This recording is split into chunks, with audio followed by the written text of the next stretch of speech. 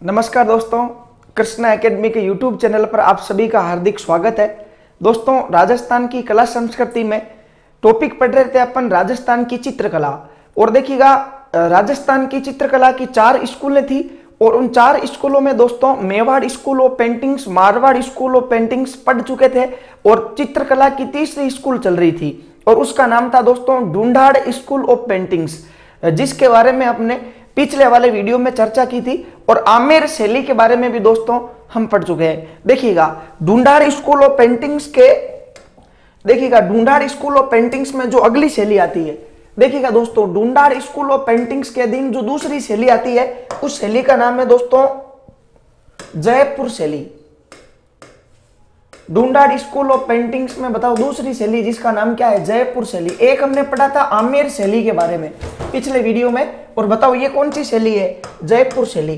अर्थात देखिएगा किस प्रकार कच्छावा वंश के राजाओं की राजधानी जयपुर बना था और किस प्रकार यहाँ पर चित्रकला की यह शैली पनपी थी, इसके ऊपर अपन चर्चा करेंगे। लेकिन दोस्तों उसके पहले हम जयपुर की स्थापना के बारे में चर्चा करते हैं। किस प्रकार जयपुर की स्थापना हुई थी? जब कच्छावा वंश के राजाओं की राजधानी आमेर थी तो ऐसी क्या आवश्यकता पड़ गई थी कि जयपुर को भी स्थापित करना पड़ा? तो देखिएगा, वेरी सिंपल है दोस्तों। देखिएगा, जयपुर से पहले बताओ कच्छावा वंश के राजाओं की राजधानी कौन सा हुआ करता था? आमेर हुआ करती थी। देखिएगा, कल हमने इसके बारे में पढ़ा था कि आमेर को राजधानी बनाया था कोकिल देव ने, जो दूल्हे राय का पुत्र था। लेकिन दोस्तों इन आमेर के राजाओं में, देखिएगा, इन आमेर के राजाओं में एक शासक पैदा हुआ और उसका नाम था दोस्तों सवाई जय सिंह। सवाई जय सिंह। अब दोस्तों सवाई जय सिंह के बारे में कहा जाता है कि ये राजा होने के साथ में एक वैज्ञानिक भी थे और उसके साथ में एक महान विद्वान भी थे, जिनका नाम क्या था? सवाई जय सिंह था। दोस्तों सवाई जय सिंह जो थे वो एक सुरक्षित राजधानी स्थापित करना चाहते थे। लेकिन इसके पहले भी दोस्तों एक घटना घटित हुई थी। देखिएगा, जिस जगह पर दोस्तों वर्तमान में जयपुर बसा हुआ है, हम यूं कह सकते हैं कि जिस जगह पर वर्तमान में क्या बसा हुआ है? जयपुर नगर बसा हुआ है। दोस्तों ऐसा कहा जाता है कि जहां पर वर्तमान में जयपुर है वहां पर एक घना जंगल हुआ करता था। देखिएगा, और इस जंगल में राजा महाराजा जो कच्छावा वंश के राजा थे और जिनकी राजधानी क्या थी? आमेर थी, ये दोस्तों इस जंगल में शिकार खेलने के लिए जाया करते थे। और इन शिकार खेलने के उद्देश्य से इस जंगल के बीचों बीच ऐसा कहा जाता है कि एक ओदी बना रखी थी।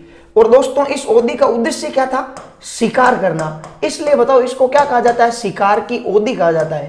दोस्तों ओदी का मतलब क्या है? ये एक कमरे जैसी होती थी जिसमें छिपकर कच्छावा वंश के राजा जंगली हिंसक पशुओं का शिकार किया करते थे। अब बताओ उस समय राजा कौन था? सवाई जय सिंह था। और सवाई जय सिंह इस शिकार की ओदी में एक बार छिपकर क्या कर रहा था? शिकार कर रहा था। आसपास के पेड़ पौधे थे और उनके ऊपर सैनिक बैठे थे। दोस्तों ऐसा कहा जाता है कि सवाई जय सिंह ने एक बब्बर शहर पर आक्रमण किया, बंदूक चलाई थी और दोस्तों वो जो निशाना था वो चूक गया था। इस कारण ऐसे कहा जाता है कि वो जो शेर था, देखिएगा, वो घायल हो गया। और घायल शेर आपको पता ज्यादा खतरनाक होता है, ये उस शिकार की ओदी की तरफ उदकता है। और ऐसे कहा जाता है कि ये शिकार की ओदी भी उस समय तक कमजोर हो गई थी और उस शेर के बाहर से दोस्तों इस ओदी का भी क्या हो गया? नाश हो गया। अब बताओ शेर और शेर के सामने कौन? सवाई जय सिंह। दोस्तों ऐसा कहा जाता है कि सवाई जय सिंह उस शेर के सामने बाल बाल बचे थे और सैनिकों ने उस शेर को वहां से भगा दिया और सवाई जय सिंह बाल बाल बच गया। और बताओ कहां पहुंच गया? आमेर। कुछ दिनों बाद में इन्होंने कुछ पंडितों से और कुछ वास्तुकारों से पूछा कि मैं एक नई राजधानी स्थापित करना चाहता हूं, अपने नाम से एक नगर बसाना चाहता हूं और राजमहल बनवाना चाहता हूं, तो मुझे इस आमेर रियासत में या ढूंढाड़ रियासत में एक सुंदर सी जगह बताओ। तो दोस्तों वास्तुकारों ने कहा कि सवाई जय सिंह जी, आपके लिए सबसे उपयुक्त वही जगह होगी जहां आपकी जान जाते जाते बची थी। तो दोस्तों ऐसा कहा जाता है कि सवाई जय सिंह ने फिर ये जो शिकार खेलने के लिए जो जंगल थे और जो शिकार की ओदी थी उनको दोस्तों साफ करवा दिया, देखिएगा, सैनिकों की सहायता से। और फिर यहां पर एक सुंदर सा नगर बसाया दोस्तों, देखिएगा। और दोस्तों जिसको आज हम जयपुर कहते हैं, जब जय सिंह ने इसको बसाया था तो दोस्तों उस समय इसका नाम जयनगर हुआ करता था। ध्यान रखिएगा। बताओ जयपुर का पुराना नाम क्या था? जयनगर था। और दोस्तों इस जयनगर, और यह हम यूं कह सकते हैं कि ये जयनगर आगे जाकर क्या कहलाया? जयपुर कहलाया। लेकिन दोस्तों जयपुर की स्थापना हुई कब थी? देखिएगा 18 नवंबर 1727 के दिन। दोस्तों ध्यान रखिएगा, आपसे अगर यूं पूछ लिया जाए कि जयपुर की स्थापना कब हुई थी, 18 नवंबर 1727 के दिन, बताओ जयपुर का पुराना नाम क्या था? जयनगर था, और इसके संस्थापक कौन थे? सवाई जयसिंह थे। दोस्तों एक चीज आप नोटिस करते होंगे कि जयपुर की जो सभी सड़कें हैं वो दोस्तों आज भी सब एक दूसरे को समकोण पर काटती है। तो दोस्तों इसका उद्देश्य ये था, देखिएगा जब इसका निर्माण करवाया गया था जयपुर नगर का, और आपको पता है जयपुर नगर के जो वास्तुकार थे उन वास्तुकार का नाम था विद्याधर भट्टाचार्य। बताओ जयपुर के वास्तुकार कौन थे? विद्याधर भट्टाचार्य। दोस्तों विद्याधर भट्टाचार्य ने सवाई जयसिंह के सानिध्य में जयपुर नगर बसाया था, इसलिए जयपुर नगर के वास्तुकार कौन कहलाते हैं? विद्याधर भट्टाचार्य। जबकि जयपुर नगर के संस्थापक कौन कहलाते हैं? सवाई जयसिंह कहलाते हैं। दोस्तों ये जो जयपुर शहर है इसका निर्माण 9 वर्ग सिद्धांत के आधार पर किया गया था, ध्यान रखिएगा। और जयपुर की सड़कें समकोण पर काटती है, उसका ये रीजन है क्योंकि उसका निर्माण कौन से सिद्धांत पर हुआ है? 9 वर्ग के सिद्धांत पर हुआ है। और देखिएगा ये जो जयनगर था, यही जयनगर आगे जाकर क्या कहलाया? जयपुर कहलाया। और दोस्तों इस जयपुर में जिस शैली का उदय हुआ था या जो शैली अस्तित्व में आई थी उसी का नाम क्या था? जयपुर शैली था। इसी के बारे में अपन चर्चा करेंगे, लेकिन दोस्तों उसके पहले जयपुर की स्थापना से कुछ संबंधित तथ्य हैं जो हमने पढ़े हैं, आप इसका स्क्रीनशॉट लीजिएगा। और कुछ प्रश्न यहां से बार बार पूछे जाते हैं। अब देखिएगा दोस्तों जयपुर जो था इसकी स्थापना सवाई जयसिंह ने जरूर की है, लेकिन दोस्तों इस शैली का जो प्रारंभ करता था वो कौन था? अर्थात सवाई जयसिंह के काल में ही क्या जयपुर में चित्र बनना प्रारंभ हो गए थे? तो देखिएगा दोस्तों जयपुर शैली का प्रारंभकर्ता, दोस्तों प्रारंभकर्ता का मतलब होता है कि जिस समय इस शैली का क्या हुआ हो? प्रारंभ हुआ हो। तो आप देखिएगा जयपुर शैली के प्रारंभकर्ता सवाई जयसिंह थे। बताओ जयपुर शैली के प्रारंभकर्ता कौन थे? सवाई जयसिंह थे। अर्थात सवाई जयसिंह के समय ही जयपुर शैली में क्या बने थे? चित्र बने थे। इसलिए दोस्तों सवाई जयसिंह को जयपुर शैली के प्रारंभकर्ता कहा जाता है। देखिएगा सवाई जयसिंह से आपको 2 व्यक्तियों का नाम याद रखना है दोस्तों, वेरी मोस्ट इंपोर्टेंट है। देखिएगा सवाई जयसिंह के शासनकाल में 2 व्यक्तियों का नाम आपको याद रखना है। एक व्यक्ति का नाम था दोस्तों मोहम्मद शाह। बताओ एक व्यक्ति का नाम क्या? मोहम्मद शाह है, और दूसरे व्यक्ति का नाम है मुहम्मद शाह। देखिएगा इसमें अंतर इतना सा है कि इसमें आ रही है छोटी ऊ की मात्रा मुहम्मद शाह, जबकि इसमें आ रहा है ओ की मात्रा मोहम्मद शाह। दोस्तों इन दोनों नाम को आप ध्यान से देखिएगा, अगर आप इन दोनों नामों को ध्यान से देखोगे तो इनमें आपको बड़ा कौन सा लगेगा? मोहम्मद शाह, और छोटा कौन सा है? मोहम्मद शाह है। देखिएगा ये जो मोहम्मद शाह है वो सवाई जयसिंह के समकालीन हिंदुस्तान के मुगल बादशाह हुआ करते थे। हिंदुस्तान के बाद मुगल बादशाह कौन थे? मोहम्मद शाह थे। जबकि दोस्तों जो ये मोहम्मद शाह है वो कौन था? ये सवाई जयसिंह का दरबारी चित्रकार था। देखिएगा याद इस प्रकार करना है कि चित्रकार क्या होता है? छोटा होता है। चित्रकार क्या होता है? छोटा होता है। किसकी अपेक्षा में?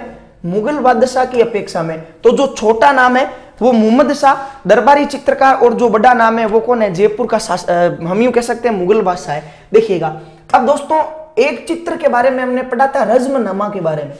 आमेर शैली में हमने एक चित्र के बारे में पढ़ा था, और बताओ उसका नाम क्या था? रज्मनामा।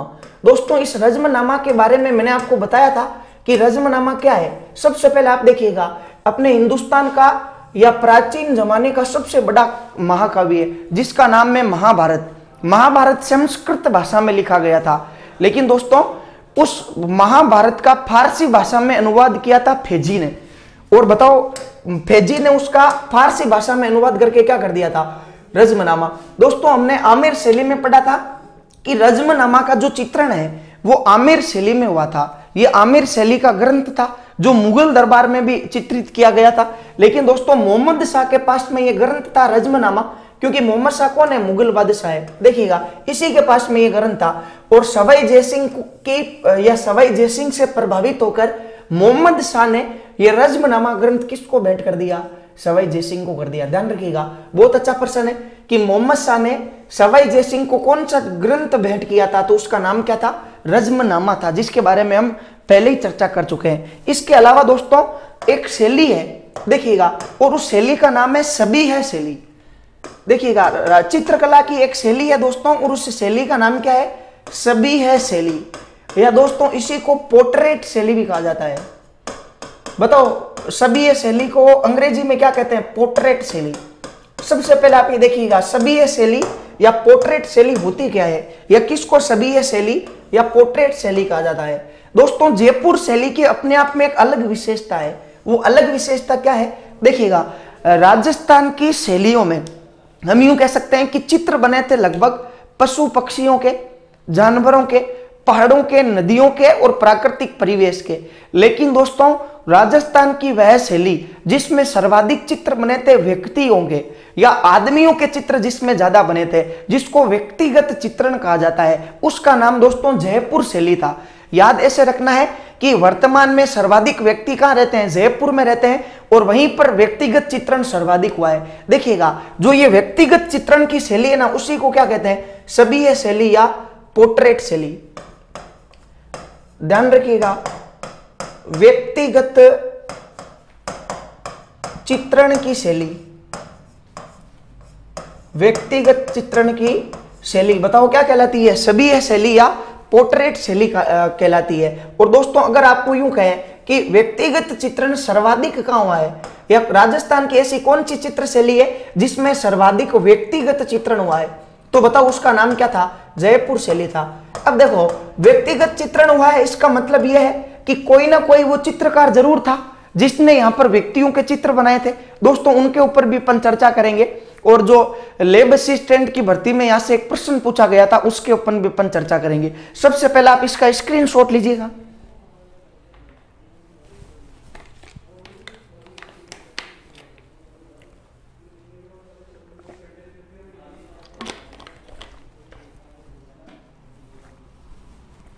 देखिएगा, जयपुर शैली में दोस्तों आपको दो चित्रकारों के नाम याद रखने हैं। देखिएगा, जयपुर शैली में आपको कितने चित्रकारों के नाम याद रखने हैं? दो चित्रकारों के बारे में। और बताओ, अपन जो राजस्थान की चित्रकला है उसमें कौन सी शैली के बारे में पढ़ रहे हैं? जयपुर शैली के बारे में। देखो, एक तो दरबारी चित्रकार जो हमने पहले ही पढ़ा है, जिसका नाम क्या था? मुहम्मद शाह। ये कौन सी शैली का चित्रकार था? जयपुर शैली का। दोस्तों, जयपुर शैली में दो चित्रकार थे, और देखिएगा, एक चित्रकार का नाम था दोस्तों साहिब राम। बताओ, साहिब राम नामक चित्रकार कौन सी शैली में था? जयपुर शैली में। और दोस्तों, एक चित्रकार था जयपुर शैली में जिसका नाम था लालचंद। साहिब राम और लालचंद, ये दोनों जयपुर शैली के चित्रकार थे। देखिएगा, इन दोनों की अपने आप में दोस्तों अलग अलग विशेषताएं थी।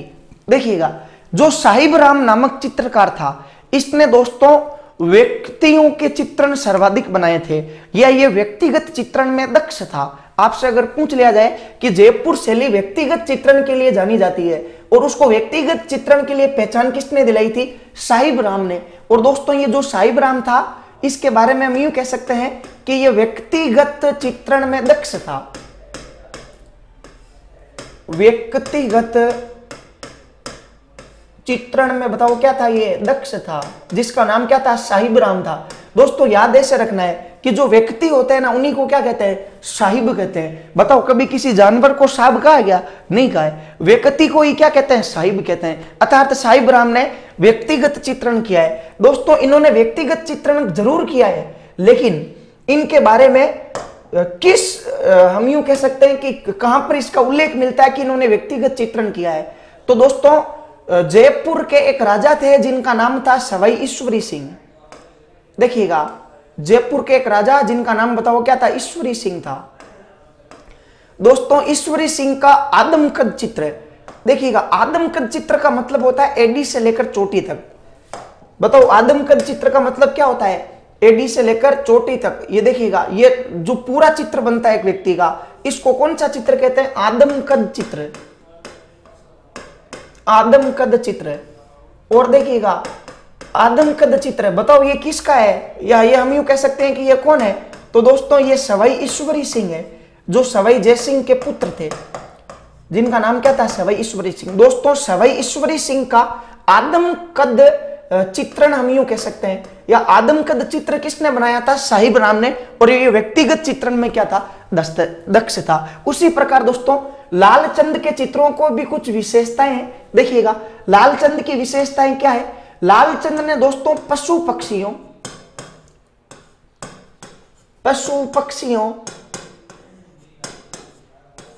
युद्धों व लड़ाइयों के चित्र बनाए हैं। पशु पक्षियों युद्धों और लड़ाइयों के चित्र बताओ किसने बनाए हैं? लालचंद ने बनाए। दोस्तों याद इस प्रकार करना है, युद्ध हो या लड़ाई हो, बताओ युद्ध या लड़ाई में कभी लाडू बटते हैं क्या? कभी नहीं बटते।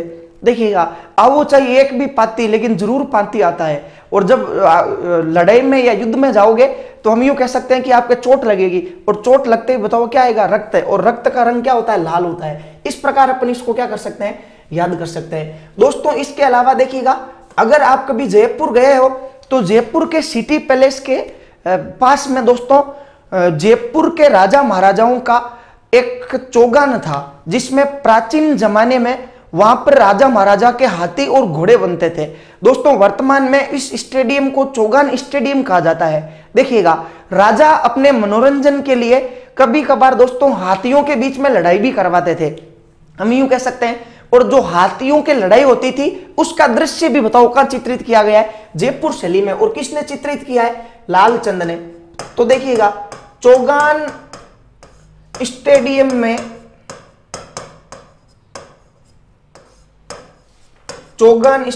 में लड़ते हुए हाथियों का चित्रण। चौगान स्टेडियम में लड़ते हुए हाथियों का चित्रण बताओ वो भी किसने किया? लालचंद ने। दोस्तों अगर लड़ाई या युद्ध का कोई भी कंसेप्ट आए तो उसमें आपको आंख मीच के क्या लगाना है? लाल।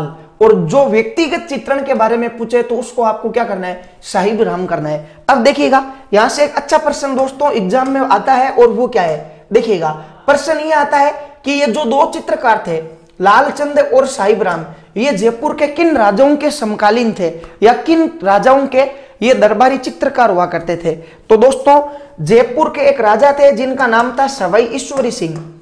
देखिएगा वेरी सिंपल है, अगर साहिब राम ने ईश्वरी सिंह का आदमकद चित्रण किया है इसका मतलब यह कंफर्म है कि यह सवाई ईश्वरी सिंह के समकालीन है। दोस्तों जयपुर के राजा थे सवाई जयसिंह, और सवाई जयसिंह के दो पुत्र थे।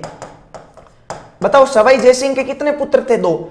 देखिएगा एक का नाम था सवाई ईश्वरी सिंह और दूसरे का नाम क्या था? सवाई माधो सिंह प्रथम था। दोस्तों जैसे ही सवाई जयसिंह की मृत्यु हुई, देखिएगा सवाई जयसिंह ने अपने जीते जी अपने राजस्थान में एक समझौता हुआ था दोस्तों, देबारी समझौता उदयपुर में। और देबारी समझौते में मेवाड़ के महाराणा अमर सिंह सेकंड ने अपनी पुत्री चांद कुंवरी या चंद्र कुंवरी का विवाह सवाई जयसिंह के साथ इस शर्त पर किया था कि जो तुमसे पुत्र पैदा होगा वही जयपुर का राजा बनेगा सवाई जयसिंह, तेरी मृत्यु के बाद में। और दोस्तों जो आमेर या हम यूं कह सकते हैं मेवाड़ की राजकुमारी चंद्र कुंवरी से जो पैदा हुआ उसका नाम क्या था? माधो सिंह। तो दोस्तों अगर देबारी समझौते को माने तो ईश्वरी सिंह नहीं जबकि माधो सिंह राजा बनना चाहिए था। और ये ईश्वरी सिंह कौन था? ये मारवाड़ के शासक अजीत सिंह की बहन सूर्य कुंवरी या सूरज कुंवरी का बेटा था। लेकिन दोस्तों ईश्वरी सिंह बड़ा था, इसका जन्म 1722 में हुआ था जबकि इसका 1727 में हुआ था। और ज्येष्ठता को देखते हुए सवाई जयसिंह के मरने के बाद सरदारों ने गद्दी पर किसको बिठा दिया?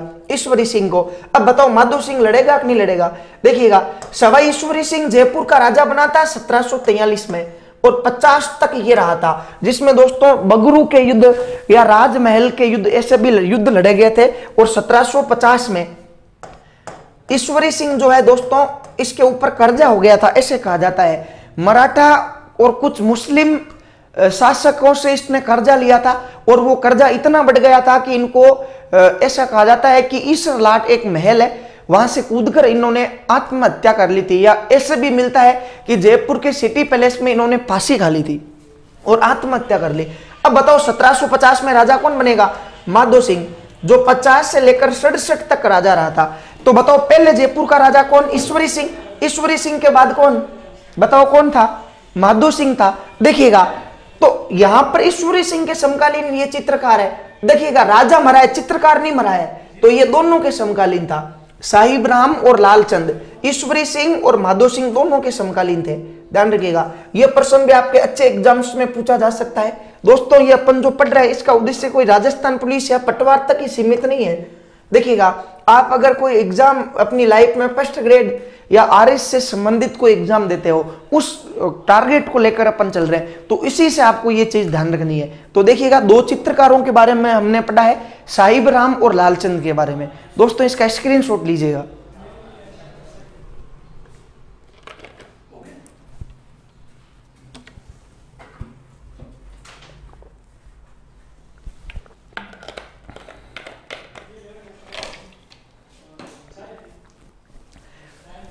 अब देखिएगा दोस्तों, आपको मैं एक ऐसा प्रश्न बताने जा रहा हूं जो आपको लगभग किसी भी किताब में नहीं मिलेगा, और ये प्रश्न यूं मान लो पक्का आ गया आपके एग्जाम में।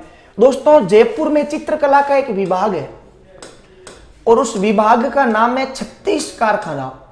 ये देखिएगा, ये वेरी मोस्ट इंपोर्टेंट है। आपसे पूछ लिया जाए कि 36 कारखाना क्या है, देखिएगा तो आपका उत्तर क्या होना चाहिए कि अपने राजस्थान की राजधानी जयपुर में एक चित्रकला का विभाग है और उसी का नाम बताओ क्या 36 कारखाना है। तो बताओ 36 कारखाना क्या है? ये एक चित्रकला का क्या है? विभाग है। चित्रकला का क्या है? विभाग है। और बताओ 36 कारखाना नामक जो विभाग है ये कहां स्थित है? तो बताओ ये कहां स्थित है? जयपुर में स्थित है। इससे भी अच्छा प्रश्न आएगा कि 36 कारखाना नामक इस चित्रकला के विभाग के संस्थापक कौन थे, अर्थात 36 कारखाना नामक विभाग की स्थापना किसने की थी? तो दोस्तों उनका नाम था सवाई जय सिंह। जयपुर के संस्थापक जिनका नाम क्या था? सवाई जय सिंह था।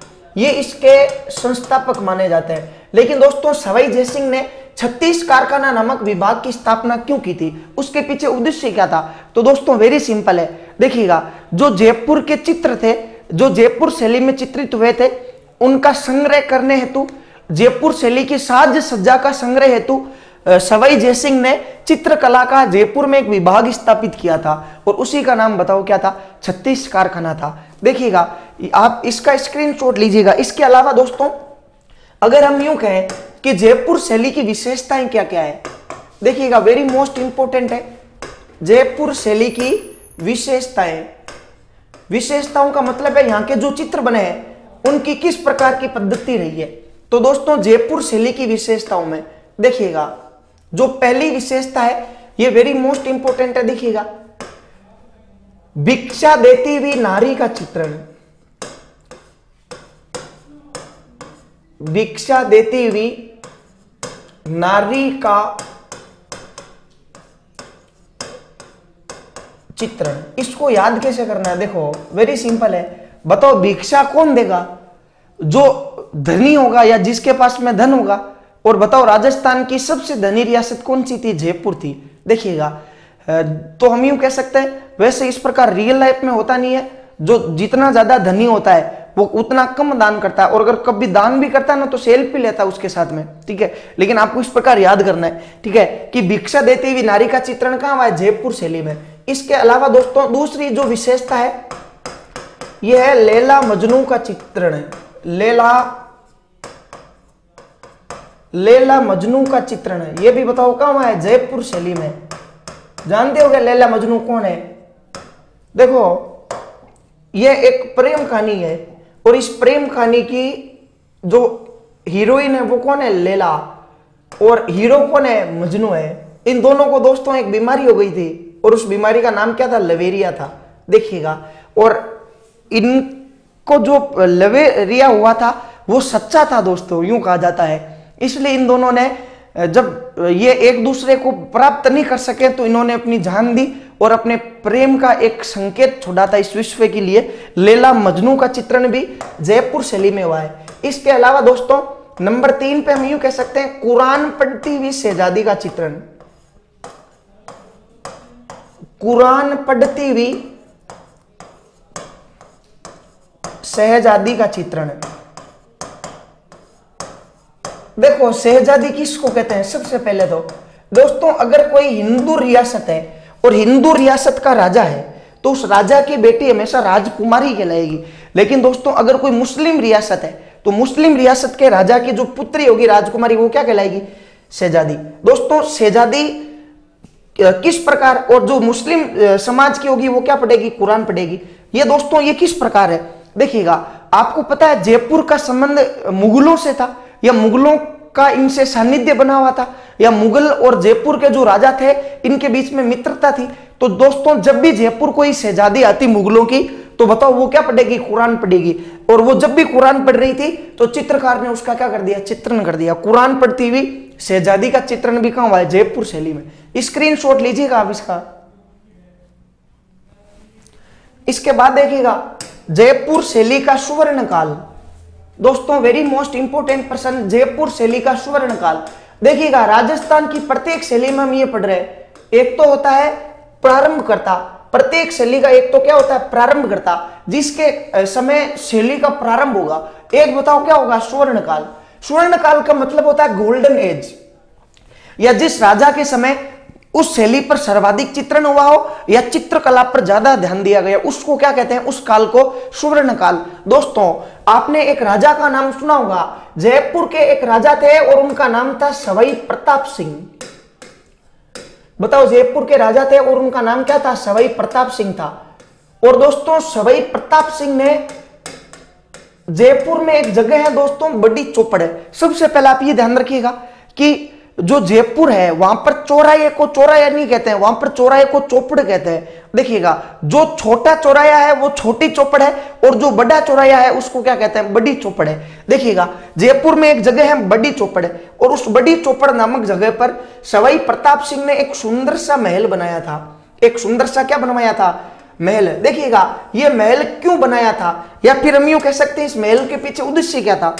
देखिएगा सवाई सिंह का ये महल बनाने के पीछे उद्देश्य क्या था, या फिर इस महल का निर्माण क्यों करवाया गया था। तो दोस्तों ऐसा कहा जाता है कि अपने राजस्थान में तीज और गणगौर की सवारी, आप सभी जानते हो राजस्थान में तीज और जो गणगौर की सवारी है वो दोस्तों जयपुर की प्रसिद्ध है। देखिएगा ये इस प्रकार का महल आपको दिखाई देगा, और दोस्तों इस महल में देखिएगा जो हवा महल है जयपुर में, इसमें दोस्तों एक मंजिल नहीं है, दो मंजिल भी नहीं है, इसमें 5 मंजिल है, या हम यूं कह सकते हैं कि ये 5 मंजिला महल है। बताओ नाम क्या है, हवा महल है। दोस्तों इसको देखिएगा, सर्वप्रथम आप ये बताओ ये है कहां पे, या इसकी एग्जैक्ट लोकेशन क्या कहां है। तो देखिएगा जयपुर में एक जगह है और उस जगह का नाम क्या है, बड़ी चौपड़। बताओ बड़ी चौपड़ कहां स्थित है, जयपुर में। और वहीं पर आपको क्या देखने को मिलेगा, हवा महल देखने को मिलेगा। और बताओ अगर आपको यूं पूछ लिया जाए कि इस महल को हवा महल क्यों कहते हैं, तो इसके नाम से स्पष्ट है, एक ऐसा महल जिसमें फकेर फकेर हवा आती हो, वही महल क्या कहलाएगा, हवा महल। मारवाड़ी में हम कहते हैं जब तेज हवा चलती है तो कि क्या चल रही है, फकेर फकेर हवा चल रही है, इसलिए इसको हवा महल कहा गया। और दोस्तों टोटल मंजिलें कितनी है, इसमें 5 मंजिल है। देखिएगा और इसमें खिड़कियों की संख्या अगर आपसे पूछे तो दोस्तों 953 खिड़कियां हैं। हवा महल में खिड़कियां कितनी है, 953। और ऐसे कहा जाता है कि ये जो सभी खिड़कियां हैं, सभी खिड़कियां पूर्व दिशा में खुलती है। सभी खिड़कियां पूर्व दिशा में खुलती है, ध्यान रखिएगा। खिड़कियां कितनी है, 953। दोस्तों हवा महल के निर्माण के पीछे क्या उद्देश्य था, या सवाई जयसिंह ने इसका निर्माण क्यों करवाया था। देखिएगा सवाई जयसिंह ने दोस्तों हवा महल का निर्माण क्यों करवाया था, तो इनके टोटल रानियां थी दोस्तों 953। देखिएगा ये जो खिड़कियां ना 953, इसके पीछे भी एक कंसेप्ट है। देखिएगा खिड़कियां कितनी है, 953। दोस्तों सवाई प्रताप सिंह के 953 रानियां थी। और ऐसा कहा जाता है कि जयपुर की तीज और गणगौर की सवारी बड़ी प्रसिद्ध रही है। और दोस्तों ये जो तीज या गणगौर की सवारी है वो और कहीं से निकलो या मत निकलो, लेकिन दोस्तों बड़ी चौपड़ से होकर जरूर निकला करती थी। और जब बड़ी चौपड़ पर जयपुर के राजा की रानियां भी तीज या गणगौर की सवारी देखने पहुंचती, और वहीं पर जयपुर की प्रजा भी दोस्तों तीज और गणगौर की सवारी देखने पहुंच जाती थी। तो ऐसा कहा जाता है कि सवाई प्रताप सिंह को ऐसा लगा था कि जयपुर की प्रजा की रानियों पर बुरी नजर है, और दोस्तों वो अपनी रानियों को बुरी नजर से बचाना चाहता था। अब बताओ क्या वो अपनी रानियों को तीज और गणगौर की सवारी दिखाना बंद कर देगा क्या, नहीं कर देगा। तो इसका उपाय ये सोचा कि मेरी रानियां कितनी है 953, तो मैं एक महल बनाऊंगा और उस महल में खिड़कियां कितनी होगी 953 होगी। आपसे अगर पूछ लिया जाए कि हवा महल के निर्माण के पीछे उद्देश्य क्या था, या जो हवा महल का निर्माण है उसके पीछे क्या उद्देश्य रहा था, या इसका निर्माण क्यों करवाया गया था, तो दोस्तों ध्यान रखिएगा, इसका उद्देश्य था अपनी रानियों को, सवाई प्रताप सिंह की रानियां अपनी रानियों को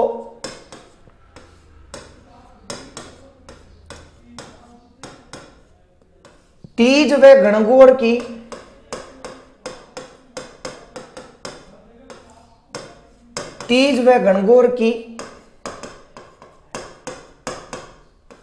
सवारी दिखाने हेतु, तीज व गणगौर की सवारी दिखाने हेतु व जनता की बुरी नजरों से बचाने हेतु, वह जनता की बुरी नजरों से, देखो सवाई प्रताप सिंह ने ऐसा काम किया कि सांप भी मर गया और लाठी भी नहीं टूटी, रानियों को सवारी भी दिखा दी और जनता की बुरी नजर भी नहीं पड़ी। दोस्तों ये हवा महल के निर्माण का क्या था, उद्देश्य था। अगर आपसे पूछ लिया जाए कि हवा महल का जो निर्माण किया गया था उसके पीछे उद्देश्य क्या था, तो उद्देश्य ये था, है कहां पे बताओ, बड़ी चौपड़। अब दोस्तों अगर आप कभी हवा महल देखने जाओ, पर्यटन का मुख्य आकर्षक बिंदु है, तो इसका जो प्रवेश द्वार है, देखिएगा इसका जो मेन गेट है दोस्तों, जिसको हम यूं कह सकते हैं हवा महल का प्रवेश द्वार या हवा महल का मुख्य प्रवेश द्वार, दोस्तों इसका भी एक नाम है। देखिएगा जो हवा महल का मुख्य प्रवेश द्वार है, इसको याद कैसे रखना है, तो दोस्तों अपने राजस्थान में एक, देखिएगा राजस्थान का एक डॉन हुआ करता था जिसका नाम क्या था, आनंद पाल, और आपको क्या करना है, इसके ऊपर ओ की मात्रा लगाना, क्या हो गया, आनंद पोल। आनंद पोल यह जयपुर के हवा महल का दोस्तों प्रवेश द्वार है, 953 इसमें खिड़कियां हैं। इसके अलावा देखिएगा प्रत्येक बिल्डिंग का दोस्तों अलग अलग नाम है। देखिएगा जो सबसे बड़ी या सबसे ऊपर जो मंदिर है 5वीं मंजिल, इसको दोस्तों हवा मंदिर कहा जाता है। सबसे ऊपर बताओ क्या है, हवा मंदिर। हवा मंदिर के जस्ट नीचे प्रकाश मंदिर। अभी देखिएगा अपन इन सबको याद करेंगे आसान तरीके से। हवा मंदिर के नीचे प्रकाश मंदिर, प्रकाश मंदिर के नीचे है विचित्र मंदिर, और देखिएगा विचित्र मंदिर के नीचे है दोस्तों रदन मंदिर, और रदन मंदिर के नीचे है शरद मंदिर। ये 5 बिल्डिंग है और उन 5 बिल्डिंगों का नाम है, 5 मंजिल है और इन 5 मंजिलों का अलग अलग बताओ क्या नाम है। दोस्तों याद किस प्रकार करना है, देखिएगा इस ब्रह्मांड में सबसे ऊपर क्या चलती है, हवा। सबसे ऊपर बताओ क्या चलती है, हवा। हवा के नीचे बताओ क्या होता है, प्रकाश। और हवा और प्रकाश दोनों प्रकृति के तत्व है, अर्थात ये दोनों क्या है, विचित्र है। सबसे नीचे वाले बिल्डिंग का नाम क्या है, शरद। याद कैसे करना है, जब भी सर्दी लगती है तो अपन नीचे से नीचे ओट में जाने की कोशिश करते हैं, तो सबसे नीचे कौन सी हो गई, शरद, और ऊपर क्या है, हवा और प्रकाश विचित्र है, और रदन और शरद, ये दोस्तों 5 मंजिल है। देखिएगा इस प्रकार की अनोखी बिल्डिंग का निर्माण करने वाला वास्तुकार कौन था। दोस्तों ऐसा कहा जाता है कि जब एक भी पत्ता नहीं हिलता हो जयपुर में, फिर भी हवा महल में भयंकर वाली हवा आती है, ऐसा कहा जाता है। इस प्रकार की गजब बिल्डिंग का वास्तुकार कौन था, तो दोस्तों इनके वास्तुकार थे लालचंद उस्ता। बताओ जयपुर के हवा महल का वास्तुकार कौन था, लालचंद उस्ता था। ये दोस्तों आपको हवा महल के बारे में जानकारी रखनी है। इसके अलावा अगर आपको यूं पूछ लिया जाए कि जयपुर के हवा महल की आकृति कैसी है, जयपुर के हवा महल की आकृति, दोस्तों आकृति के पीछे भी एक कंसेप्ट छिपा हुआ है। देखिएगा वो आकृति के पीछे कंसेप्ट क्या है, ये जो सवाई प्रताप सिंह जी थे जयपुर के राजा, जिनका काल जयपुर शैली का स्वर्ण काल कहलाता है, ये दोस्तों भगवान श्री कृष्ण के भक्त हुआ करते थे। देखिएगा सवाई जयसिंह किसके भक्त थे, सवाई प्रताप सिंह किसके भक्त थे, भगवान श्री कृष्ण के। देखिएगा और ये भगवान श्री कृष्ण के इतने तगड़े भक्त थे कि ये दोस्तों भगवान श्री कृष्ण को कविताएं लिखते थे। बताओ क्या लिखते थे, कविताएं, और उन कविताओं की हेडिंग हुआ करती थी ब्रज निधि। बताओ कविताओं की हेडिंग क्या हुआ करती थी, ब्रज निधि। ये प्रश्न भी एग्जाम में पूछा गया है कि ब्रज निधि के नाम से राजस्थान का कौन सा राजा था जो कविताएं लिखता था? तो उसका नाम क्या था? सवाई प्रताप सिंह था। इसके अलावा दोस्तों सवाई प्रताप सिंह के दरबार में देखिएगा 22 कवियों की एक मंडली थी। सवाई प्रताप सिंह के दरबार में 22 कवियों की, बताओ 22 कवियों की क्या थी? एक मंडली थी या एक समूह था? यह प्रश्न भी दोस्तों बहुत इंपॉर्टेंट है। और जो 22 कवियों की मंडली थी सवाई प्रताप सिंह के दरबार में, उसे दोस्तों गंधर्व 22 ही कहा गया था। बताओ क्या कहा गया था? गंधर्व। 22 का नाम आते ही आपका दिमाग सीधा प्रताप सिंह की तरफ दौड़ना चाहिए। ये दोस्तों हवा महल से संबंधित कुछ तथ्य थे। अब देखिएगा सवाई प्रताप सिंह किसका भक्त है? भगवान श्री कृष्ण का। तो इसने वास्तुकार लालचंद उस्ता को कहा कि देख तो हवा महल का निर्माण तो करना है, लेकिन इस हवा महल का निर्माण मेरे भगवान श्री कृष्ण के मुकुट के समान करना। इसलिए दोस्तों हवा महल की जो आकृति है वो कृष्ण मुकुट के समान है। हवा महल की आकृति किसके समान है? कृष्ण मुकुट है, या इसी को हम यूं कह सकते हैं पिरामिड के समान। पिरामिड के समान। दोस्तों ये मान लो हवा महल का परमानेंट इलाज हो गया, इससे बाहर आपके हवा महल से कोई भी प्रश्न नहीं जाएगा। आप स्क्रीनशॉट लीजिएगा, देखिएगा।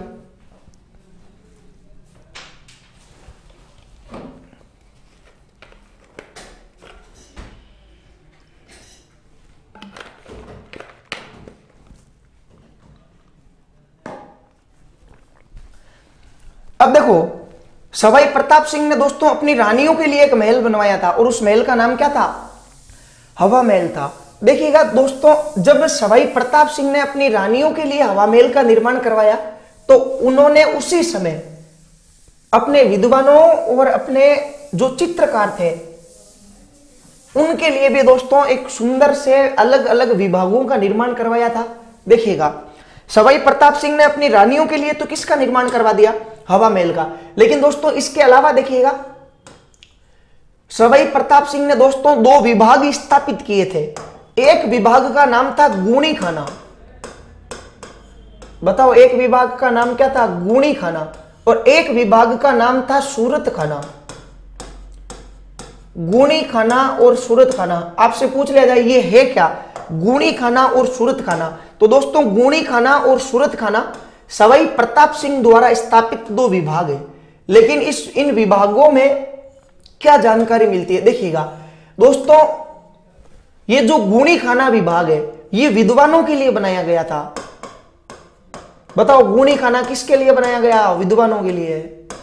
इसको याद इस प्रकार करना है जिसमें गुण होंगे वही क्या बनेगा? विद्वान बनेगा। और सूरत खाना आपसे पूछ लिया जाए कि किसके लिए बनाया गया था? तो दोस्तों ये चित्रकारों के लिए बनाया गया था।